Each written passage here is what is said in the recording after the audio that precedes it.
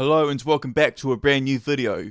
Today I'll be looking at my most recent forecast for the 2026 midterm elections in the United States. So let's get right into it, first starting off with the generic ballot.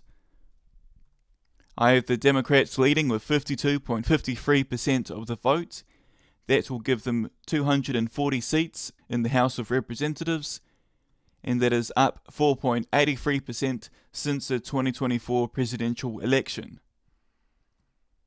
Looking at the Republicans, they're on 44.47% of the vote. That only gives them 195 seats, and that is down at 6.23% of the vote. Then we have other parties on 3%. They'll get no seats, and that is up 1.4%. Now looking at the US Senate,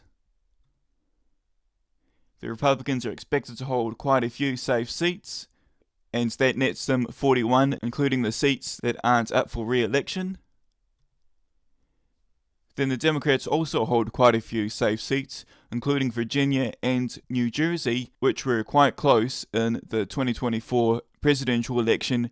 However, the Democrats have rounded that corner, and those seats should remain with the Democrats by quite a large margin. Now moving over to the likely seats. The Republicans do show a little bit of a slip, with Louisiana, Kansas, and Nebraska, which were quite strong states for Trump, moving into the likely column.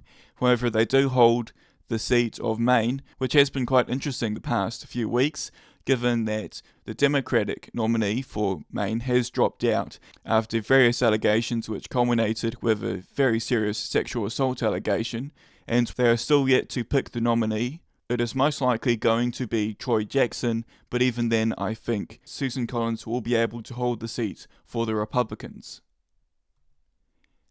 Now moving over to the likely seats for the Democrats. They do hold a few seats that you would expect, like Minnesota, Colorado, and New Mexico. However, they do also hold, with quite a strong margin, Georgia, which for the last few cycles has been a very narrow, close swing seat. However, Jon Ossoff is a very strong senator and very popular statewide and nationwide, and I do expect that he will be able to hold this seat quite easily. And that currently leaves the Republicans with a one-seat advantage.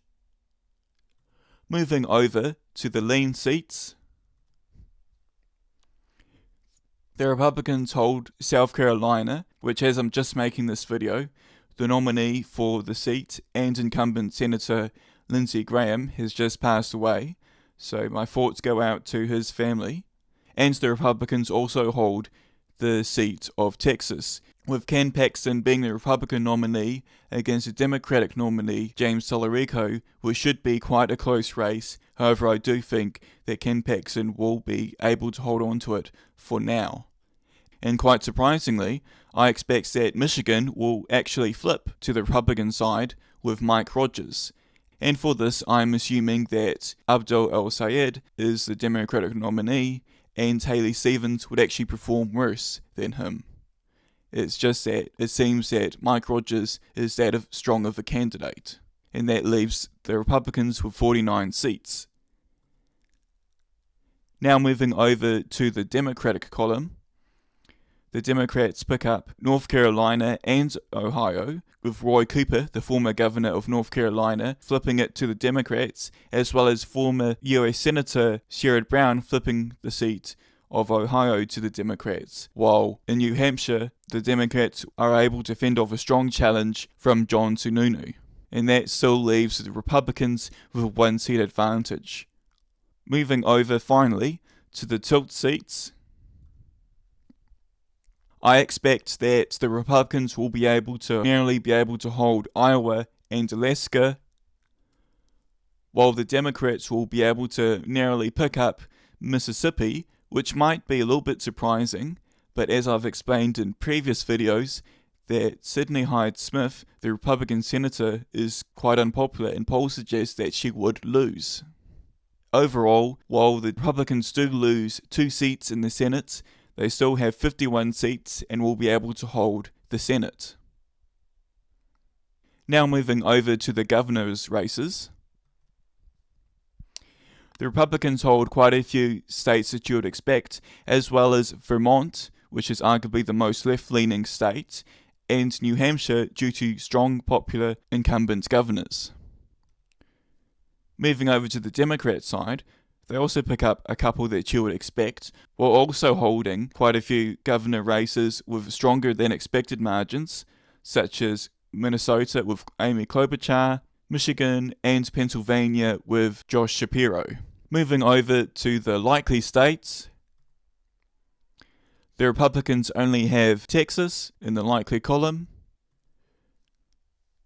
while the Democrats have a couple states that shouldn't be that close, but do face a bit of tough competition, such as Maryland, New York, and Connecticut, while they hold Colorado by an expected margin and overperform in Arizona with incumbent Governor Katie Hobbs.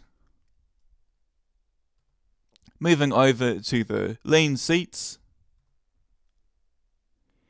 the Republicans pick up a bunch: Florida, South Carolina, Ohio, Nebraska, and Nevada, with incumbent John Lombardo being quite popular in the state. And the Democrats only hold Kansas. Finally, moving over to the tilt states,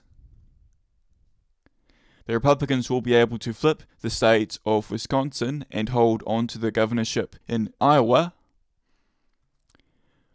while the Democrats will narrowly hold on to Maine and Oregon while flipping Alaska and Georgia.